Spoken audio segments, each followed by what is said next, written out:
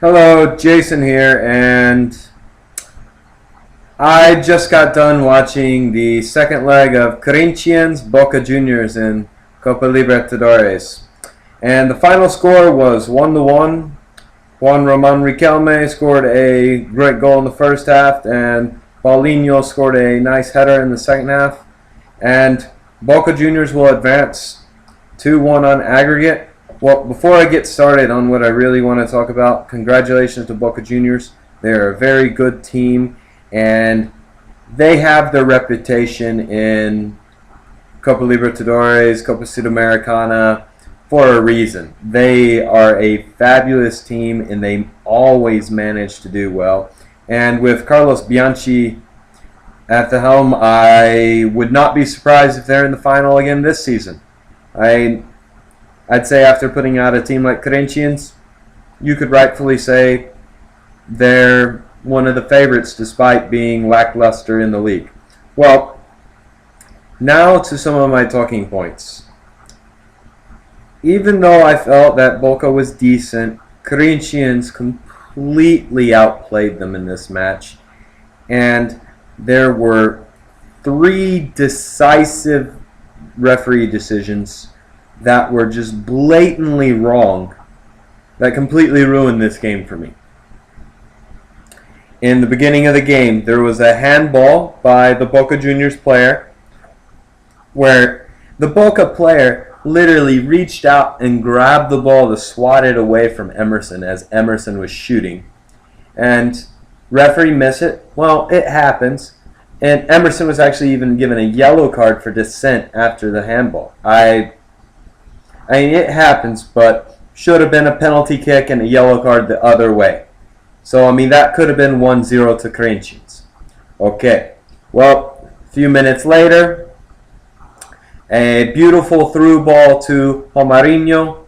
Romarinho 1v1 with the goalkeeper. First one saved, second one he finishes.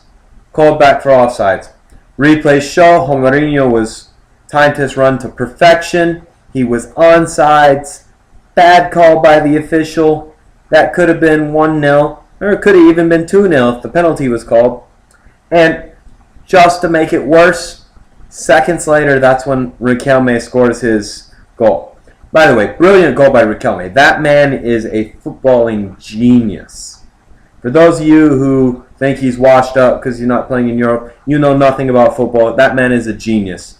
He did something that very few players could have done. From a bad angle, nobody thought he was going to shoot from there. Caught Casio off guard and scored. He nearly scored on Casio a couple other times that match. That man is a brilliant footballer, and he deserves all the credit he gets. Okay, well, the second half, Corinthians come out great. They actually look better in the second half than they do in the first half. Well, they get a goal back through Paulinho. Great header, great play. Corinthians are playing well. They look like they're very capable of making the comeback. Well, after that, another bit of controversy off a corner kick, ball played. Corinthians win a header, and ball goes off the crossbar, bounces back to a Corinthians player. A Corinthians player finishes. Referee rules it offsides. Well, once again, replays show that the Corinthians player was onside. That is the third call in this match, which more or less caused a goal against Corinthians. It's very, very unfortunate. I'm not going to say there's any bias by the refereeing in this match. What I'm going to say is it's very, very unfortunate decisions that were made wrong by the officials. And as a Corinthians fan, I feel sick to my stomach over this result. It's one thing to watch your team lose when the other team is better than they are, but it's very tough to stomach when your team loses, not only because another team's performance, but there are some obvious refereeing decisions that were not made correctly. And I'm sure there are some people out there that think, oh, Corinthians just weren't good enough and Boca was just better than them.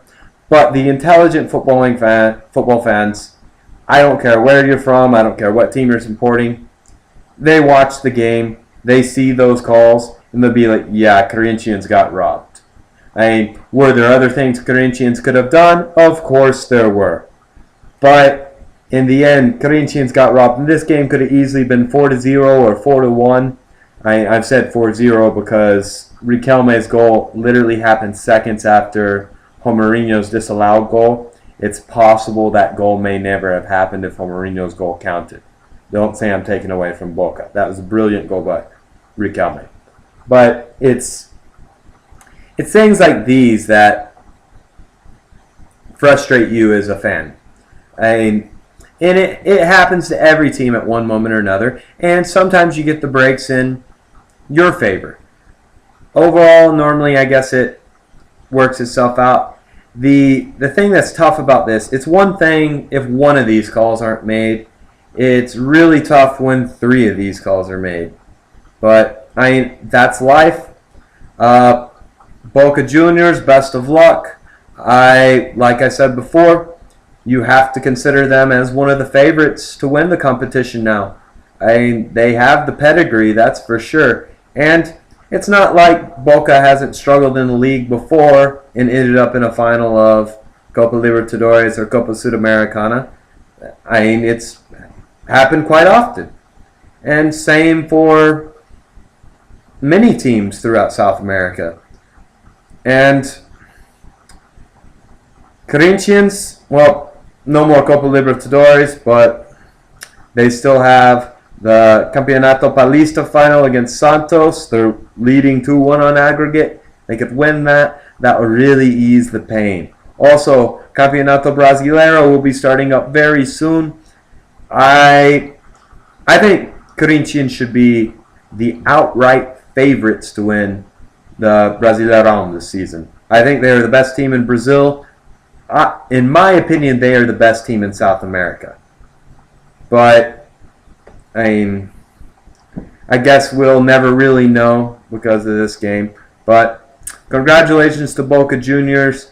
Obviously, I feel a little hurt over this match. But I've enjoyed the competition this year. And controversy, even when it affects me negatively, is enjoyable. So I have to take the good with the bad sometimes. And I'll talk to you next time, guys.